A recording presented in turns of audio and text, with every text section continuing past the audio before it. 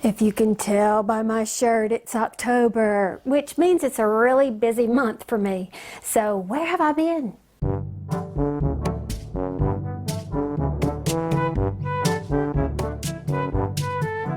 Hey everybody, it's me, Margaret. I am back from a self-imposed hiatus. Well, not exactly by my choice, because I've been so jam-packed with everything in my real life that I haven't taken the time to, set up the video, record, edit, upload. All that takes some time. So I had to put it on the back burner to get my real life taken care of. So what have I been doing in my real life? Well, I'll be happy to share that with you, but I will let you know that I have a bunch of crocheted scrap hats to share with you as well. But they can only be, they were really only done in pieces and parts and here and there because my time has been slammed packed. Now I can't remember exactly when I left you last, but I know that we had a trip to Vermont somewhere in between the last video and now, and that was really fun. We had it planned for well over a year because it was at a resort called Twin Farms, and apparently it fills up like really fast in the fall. And we have friends from California that we met there since we never get to see them very often. So really was looking forward to that.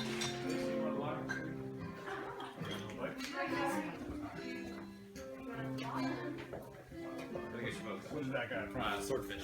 What's in this? Chicken? Chicken, kielbasa, grilled ribeye, and baked beans. But then, one of the greatest highlights to me, of course, was to be able to hang out with Aaron and Kristen for a little while. Fortunately, that resort is not far from their house, if that gives you an idea of what beautiful vistas they get to see on a regular basis. It's really lovely. And we weren't even there at peak leaf season time, and yet while we were there we watched the leaves turn richer and richer. So I think probably the weekend after we left would have been absolutely gorgeous. But we had a wonderful time at that place. It's like 5-star food and very relaxing and fun, and I learned to play a game called pickleball, which is something like tennis on a smaller court with a wiffle ball thing and a racquetball racket, kind of like a giant ping pong paddle. I don't know, it was fun. I really liked it a lot, but we had a great time with that. Another fun fall thing we did was right here at home called Uncle Shuck's Corn Maze and Pumpkin Patch. It was huge. You had to solve a clue-like game mystery by locating all the checkpoints within the maze. Now, Tyler, our oldest, took the lead, but it was Thomas who eventually got us out of there. You have a map, but it was much harder than you think. We also got a kick out of shooting the corn cannon. Well, the boys and I did. For some reason, Tucker didn't feel inclined to launch old corn cobs at a beat-up old car, but we thought it was fun. Am I confusing you with all these T names? Tucker is my husband, Tyler is our oldest, and Thomas is the youngest and tallest, by the way, who, if you watch any of my old videos, he used to make frequent appearances once upon a time.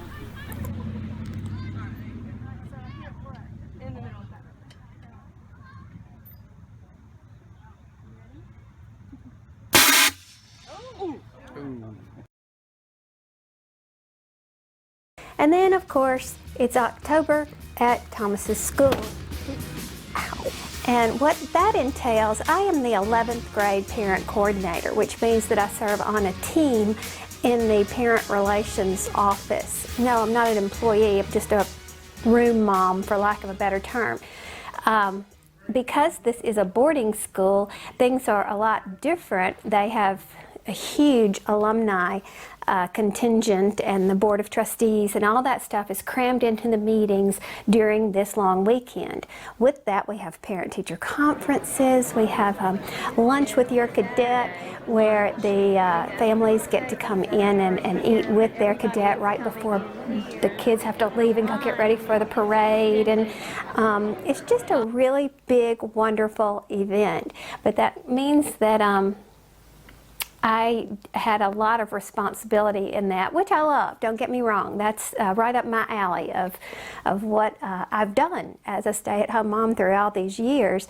I technically fall under the category of event planner in so many of my volunteer activities. So what with that and the homecoming dance and the tailgate party and going to parent-teacher conferences ourselves and all that kind of stuff. All the prep and planning took up a lot of time. That means that I didn't have enough time for my own fun hobbies and activities that I normally do have. But I did keep up with the comments on my videos and stuff, and something that gets a lot of comments these days is my troubleshooting magic loop video. If you're new to knitting, or maybe you've knit for years and you've never mastered magic loop, which is the term for knitting on long cable needles to do small circular projects like socks, like baby hats, like, you know, anything, a collar, a sleeve, something like that. If you're having trouble with that, I'm going to put a link to that video below, because all of a sudden it's really catching on for whatever reason, and I have a lot of positive comments where people felt like I did when I discovered the problems that I was having, the solutions to the problems I was having. It's like a light bulb goes off and you go, oh my goodness, now I get it. And so it's really fun. It opens an entire new world of knitting to you. If you have difficulty using double points and you've never mastered magic loop, then that presents a problem for you. So I'm going to put a link in that just in case you're interested in that. Do you like my Walmart Halloween shirt? I got a charge out of this. Cynthia, I saw that you bought one of these. Look, it looks like the little bats all got together and they said, hey everybody, let's line up like a marching band and make a smiley face skull. I mean, maybe it's supposed to be scary, but I don't like scary. So everything that I see with Halloween, I look at it differently, I guess. I look at happy bats making a pretty picture with a smiley face. But I suppose it's really not. I don't know. Now, what I have in front of me in my arms is a bunch of nothing but scrap hats. They are all crocheted. I did begin knitting one, and well, let me get to that in a minute. But the reason, when I am stressed, when I'm in a hurry, the first thing that I think of is a crocheted hat. And because I'm primarily a charity knitter and crocheter, I never can go wrong by producing more and more hats, right? But one of the things I think that stumps a lot of people, and I do get a lot of questions about this, is, you know, how do you use your scraps? People look at their open skeins and they think, I don't have enough to do anything with this. And I look at that and say, ooh, what am I going to do with this? And it's fun, it's a challenge, and it's all in how you look at it. Now let me show you a few of these and let's talk about some of the tricks. All right, first of all, this is just a blue and white. I used a camel stitch. If you need help with the hat similar to this, I have a similar tutorial. I will link for you in the description box. This is fun, it's different, and I love the feel of a camel stitch hat because it's squishy and warm. Now obviously what this was two little bits of leftover yarn that I just alternated rows with, back and forth, and then I did a double crochet. No, actually that's half double crochet, front post, back post, ribbing down there. And so that's very simple. There's really, I don't have an exact pattern for this exact hat, but if you follow the instructions for the one that I link you to, you'll be able to kind of do your own thing once you have that base down. So that's an obvious thing to do with scrap. But what if you have just a little bit amount of a color that you really like? Well, what about something like this? Now, this is just half double crochet right here, and then you see where I did one row of this camel stitch followed by a band. It was camel stitch, camel stitch, camel stitch, but a band of color, one color, and then tying it all together with the ending right there at the end. And I love this. I think this is tremendous. Now the secret to finding, when you have just one little bit of color like that, is to find your comparable colors, right? Colors that go well with whatever it is you have. And one of my secrets to that is the color gray. I love the color gray. You know, people say all the time, Margaret, what's your favorite color? And I say, I don't know, I love all colors, and I do even what some people might consider boring, gray. I love gray. And there's different types of grays, of course, some with a brown undertone and some with the more black or blue type undertone or something like that. It's wonderful. But the best thing is it goes with most colors. So I pulled my, actually, and I said I wasn't purchasing any more acrylic at the beginning of the year. Do you remember when I said that? Well, I actually did go out and purchase this plain Red Heart Gray, Red Heart Super Saver Gray, because I had so many bits and pieces that I wanted to use up. So here it is where I use the same colors, but I put a different twist on it. Now, can you see that this white right here is not actually a true white?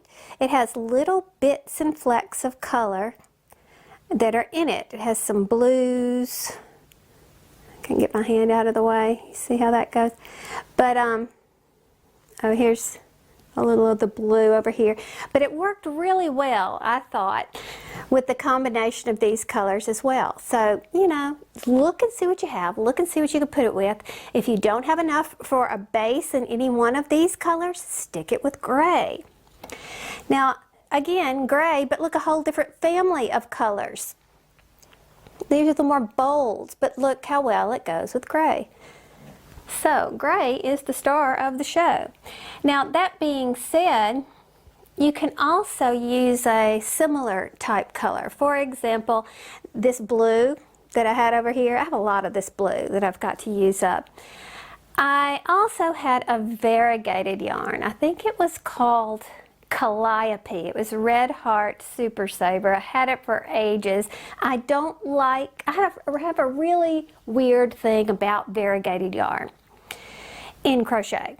And Red Heart yarn I have a love-hate relationship with too as well. Red Heart Super Saver is generally not my favorite. I cannot knit with it. I can't stand to knit with it, as a matter of fact.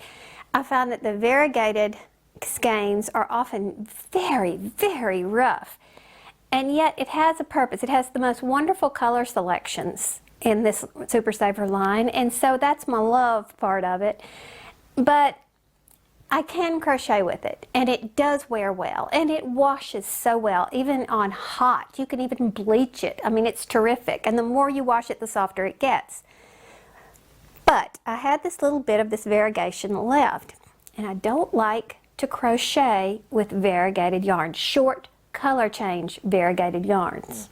Now, I'm sharing with you my little thing. This is my opinion. I personally don't like crochet done with variegated yarns. It's just something I don't like. I think it gives me a very cluttered feeling because the colors come out in clumps on your project, and to me that makes me feel cluttered, and I don't like that.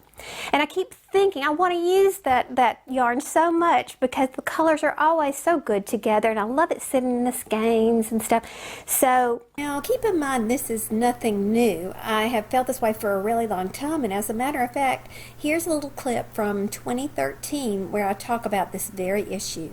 You remember this elf hat where I wasn't pleased with it? Well, I really haven't done anything else with it.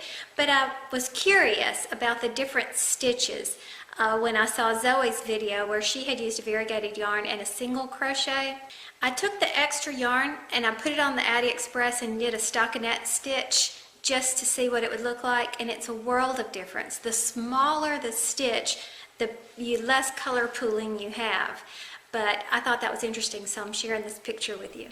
It's kind of hard to believe it's the same yarn to see how differently it works up. Now keep in mind that I'm sharing with you my own personal opinion because we all have, you know, colors we like, or styles we like, and things we don't, or whatever, and I personally don't care for a project totally crocheted in short color change variegated yarn. I just don't like it. And I truly think that it's made for knitting because you get a completely different look. And here's an example and why I saved this. I wanted to use this pink. I didn't want to use it all up, but I only had a small amount left. So I was in the middle of doing this when all of a sudden another idea for a project came about, presented itself for a little friend that I have, and I'll tell you about that later. So I just stopped right here, and then I started to rip all out, and I thought, no, I want to bring this point up. This is the same yarn, this Calliope yarn. Can you see how it does in knitting? It makes a long color change. The colors just kind of flow into one another, and it's very nice, I think. It's very gentle. But when you crochet with it, sometimes it's not. So I'm always looking for ways to use it because variegated yarn is fun. You know, it's nice to see, oh, what color's coming next? You know, that sort of thing. So that's a big thing for me. Now, the problem with it is that one crochet stitch uses so much more yarn than one knit stitch, and that's why you get the color changes come up so much shorter, because it takes more yarn to make one stitch. So I do different things like this. This is not really my favorite here, but you can see the color is peppered throughout this basic hat. But I did that and I thought, it's okay. And then I did your good old camel stitch hat. Now this I like a little better. Now note that this is a camel stitch. That's done with a half double crochet for the most part. You can do it with other stitches, but this is half double crochet. The smaller the stitch, the longer your colors will be. The smaller the stitch, the longer your colors will be. And in this case, single crochet probably would have given me longer color splotches. But the key thing I want you to see in this is that I separated each row by a solid color. So you're only getting little splitches and splotches here and there, and it keeps it from looking too cluttery, in my humble opinion. Now another stitch that worked out really well was this popcorn stitch, or puff stitch. I think it's actually properly called a puff stitch. Now I used the exact same method of every other row is a solid color blue, but each stitch uses almost the entire short color change. Do you see how that looks? So for example, if you have a little chunk of yellow coming up, oftentimes you'll have the whole puff stitch be yellow. Then the next puff stitch will use up all the green, and the next puff stitch will use up all the pink, or whatever the order is. So I thought that the puff stitch came out really, really well. But again, because of the clutter thing, I added in the solid color all around. And this is my personal opinion. You may not like that, or maybe you look at it for the first time and say, oh, that's really cool. I think I might try to implement something like that myself. But for you crocheters who have the same aesthetic as I do, and you find yourself frustrated, because I do that. I kept pulling it out, trying to use it because I loved the color combinations, and then the finished project I would go, why don't I like this? And I finally figured out what it was. So now I have found ways in which to use my variegated yarns with short color changes, and I like it. I like it a lot. Now, this is not a variegated yarn. As a matter of fact, all this is a bunch of scraps. I had a small amount of red, a small amount of blue, and a small amount of green. And then, just like gray being a great color, black is a great color to put with things. Now this stitch, the name of it is escaping me right at this moment, but I will look it up and put it on the screen somewhere around here. So after 30 minutes of searching, I don't know what this stitch is called, or even if it has a name. I modified it from a blanket pattern I found, so it looks like another tutorial is in my future. It's very simple. You're actually crocheting, and then you come back in the second row and you dip down into the previous row, which is kind of fun, a little bit different. But that's another great stitch to use bits and pieces of yarn if you've got that. Here's a green version that I did. I had all these colors in the same type of yarn. This was the Sheepish yarn by Vicki. What's her name? What is her name? I'll put it on the screen. Anyway, they don't make that yarn anymore. It got discontinued. So I have a bunch of it, and it is more like a roving yarn, so I kind of like to use it together with its same type of yarn since it is different. And I love this. I thought this came out really well, like the colors together. And again, I only had bits and pieces of the yellow and the orange, but I had lots of the green, so I made it all work together. So that was fun. And then, did I show you this one? I don't know if I showed you this one or not. This is another one of those camel stitch hats, and I put a little pom-pom with the combo of colors. So you can see what that is. What else have we here? think, oh, this. Now this is just a big bulky hat. I used Karen Simply Soft, but I used 3 strands and did a basic not double crochet, half double crochet hat with a little trim on the edge in the contrasting color, and I only had a little bit of this, so that's another way that I'm implementing a scrap. So I'm really pleased with how all of these hats came out. Actually, I think this one is my least favorite right here because the colors, I don't know. Yeah, whatever. This one is my least favorite. But I have some really viable, cute hats done out of my leftover yarn. I like to call them scraps, but they're really very important pieces, ingredients to some super hats as far as I'm concerned. Now with fall here, I've also been getting a lot of questions about my Christmas scarves that I have done ages ago. I have a Santa scarf, a snowman scarf, and a nutcracker scarf that I've done, as well as a snake scarf with tutorials on all of those. Now I did do them on the small Addy Express knitting machine, but I give you measurements on these things. So if you crochet, or if you can only knit with needles or something like that, you can replicate what I did by knowing the measurements. So no, I do not have tutorials about each of those specific methods, but you can use your creativity to figure it out. Just my Halloween kitty, and he does not want me to hold him. So anyway, like I was saying, if you have your measurements of each little section of color, then you can, crochet for a little while and measure it and see if it fits in the same dimensions. And, regardless, you don't have to use my exact measurements either. By taking my idea or anyone's idea, you can play with it and make it your own.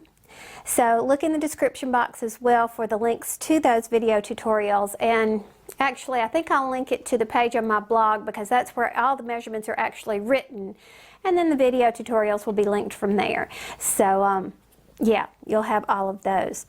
I have so much of this baby blue that it would be a great thing for me to put on the Addy machine, or just really work on some wintry type things, because often the light blue and white together represent winter, snow, things like that, which would be really fun. And so I'll have to get my mind thinking about how I want to implement those, because that was part of my last year's New Year's goals, crafting goals, was to be sure to use all that acrylic yarn that I have. I have tons of it, and it's not doing anybody any good if it's sitting in my closet, right? So we need to make it into wearable objects that we can give away and keep some people warm this winter, right? Harry likes to play outside, and it's raining today, and he is just bored as he could be because he doesn't want to play in the rain, but we are just boring inside here. Yeah, right, bud?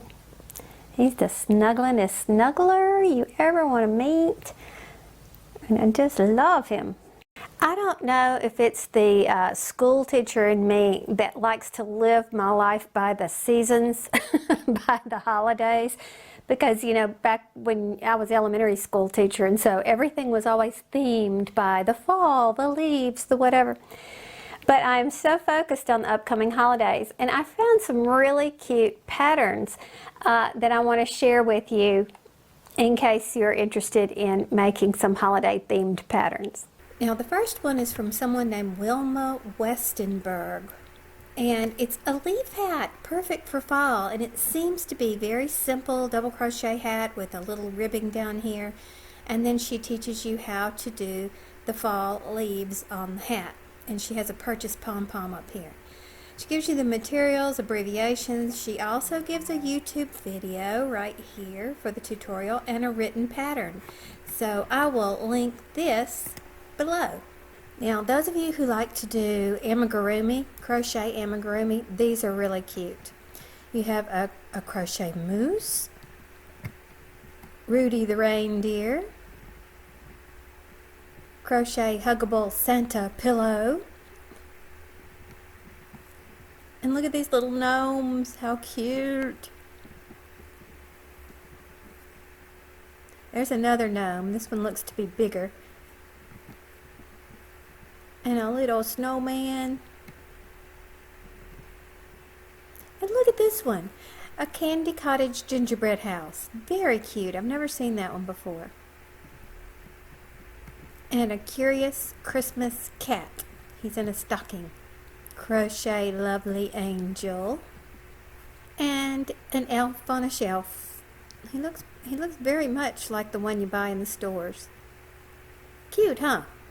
Now, if you're looking for a relatively fast gift to crochet, look at these slippers. Now, the reason why they stood out to me is because they look so much like Tinkerbell's shoes, don't they? So you could make these to fit a little person, or if you know a big person who is a fan of Tinkerbell, then what cute little slippers that you could make.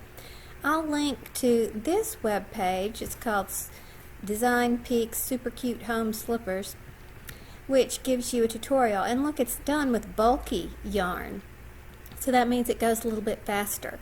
So it appears to be in Russian, but if it's demonstration, then you can catch on to what to do. Very, very cute. Now for knitters, I could not turn this little bat down. Isn't he adorable? Now it is a paid for pattern, only $1.52, and I will put the link to this in the description box below. But isn't he adorable? Oh, look at him upside down. Oh my goodness gracious. How cute is that? Now this knitted shawl requires some skill, but isn't it absolutely gorgeous? Wow.